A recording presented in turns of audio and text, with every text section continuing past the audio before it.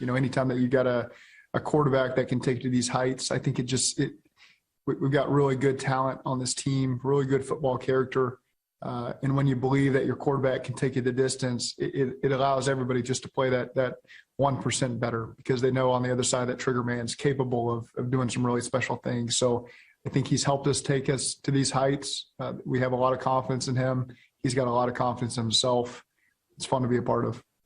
Yeah, being from Ohio and being the quarterback of the Bengals is something that I'm really proud of. Growing up, there really weren't a lot of Bengals fans in high school and in middle school and growing up. It was all Steelers and Browns.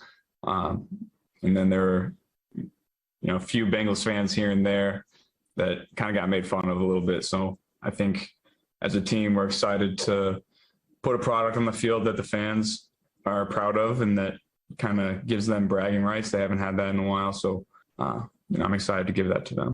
I knew what I could do already. There's not much proving that I need to do. You know what I'm saying?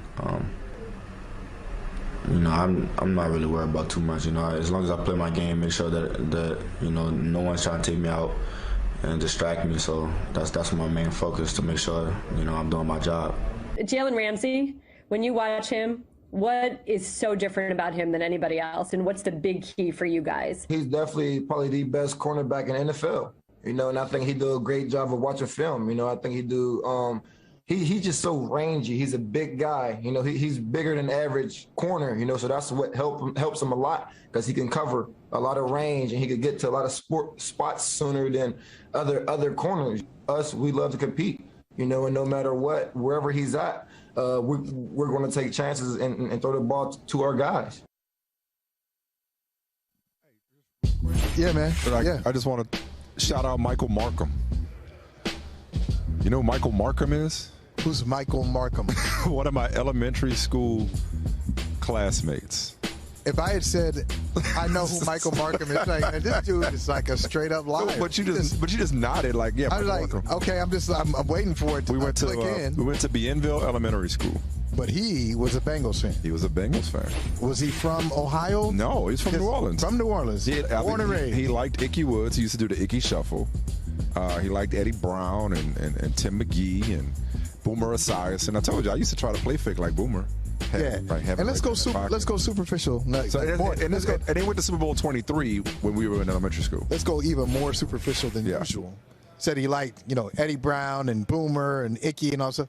How about James Brooks? How about that's great. They had great offenses back in the day. James Brooks and was it Pete Johnson together? Did they have them on the same team? I don't know. Or maybe not. Maybe Pete was earlier. Yeah, maybe it was Pete James was Super Bowl Brooks 16. And Icky. Maybe it was James Brooks and Icky would have won too. Yeah, great. Remember David Fulcher, though? Of course. With that big visor? Safety. He's big. Man. How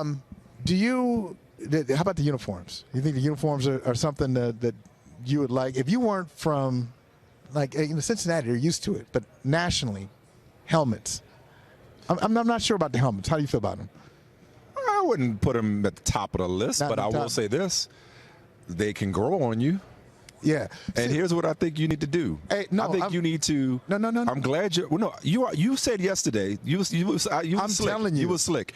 You tried to claim your Bengals. I'm not. And for people who've never watched this show, they may have come away with the mistaken impression that you actually have been putting on for the Bengals. So it was really hilarious, because there might be people watching this for the first time. It's like, oh, let me check out this show. Who are these two clowns? Oh, let me hear what they got to say from the Super Bowl. And one dude. And you're like, oh, my Bengals. They may not get the joke. Bengal, ain't no joke. They may not get the joke. joke. But here's the thing. I'm glad, better late than never, and it's never too late to do the right thing, because get used to seeing Joe Burrow and these Bengals here. Forget about that. Forget about that.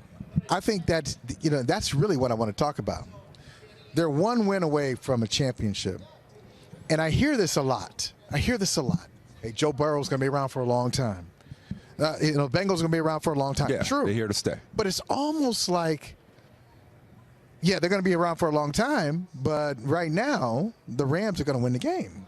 I'm sure that's not how Cincinnati feels. I know Cincinnati doesn't. Maybe the prognosticator. I know Cincinnati doesn't feel that way. Yeah. What I'm saying, this is very rich coming from me. The Rams clearly have the star power. The Rams have star power across the board, right? Mm-hmm. Star power. Mm-hmm. But do you value star power or just consistent good players throughout the roster? I thought you were quoting me. No. Because I said the Rams have stars, the Bengals have star power. Okay. No, not star power, but I don't think they're stars. You think the Bengals have stars? They do have stars, okay. But I'm saying, but they have a lot of good. My point is, they got a lot of good players. It's almost like, well, we look at the Rams. It's easy if you just take a quick snapshot. And I think people do this all the time. This is a rant for another day. I'll just give you the Cliff Notes version of it right now. When I hate, my pet peeve is when people say, "Oh, they're the most talented team in the NFL." They're generally, when they say that, they're generally talking about 7 to 10 players. Right, they're top heavy. I'm like, okay, but they have better depth ain't nobody, than people. Ain't nobody talking about the swing tackle. But their top players. Here's the thing. But their top players are so highly regarded / have more or less household names. Rightfully so. Your quarterback is Matthew Stafford and Aaron Donald and Von Miller and Jalen Ramsey, Odell Beckham and Cooper Kupp. But their depth, they're deeper and they're more talented across the board than I think a lot of people realize because they focus so much on those names. Okay, so that may be true for the Rams. But I think the Bengals, if you look at they've got a lot of, if we were talking about baseball, yeah. All right, yeah, I know. I'm saying it. I'm saying it. If we were talking about baseball, they got a bunch of 280 hitters. For those of you who don't like batting average, they got a bunch of 375 on base percentage guys, okay? 375 on base. They got a lot of guys who are just good players. And the Rams have the best defensive lineman in this game. I know you know this, Michael Smith. The Rams have the best defensive lineman in this game in Aaron Donald. But the Bengals have a guy who had 17.5 sacks this season, a free agent pickup who really turned out well for them.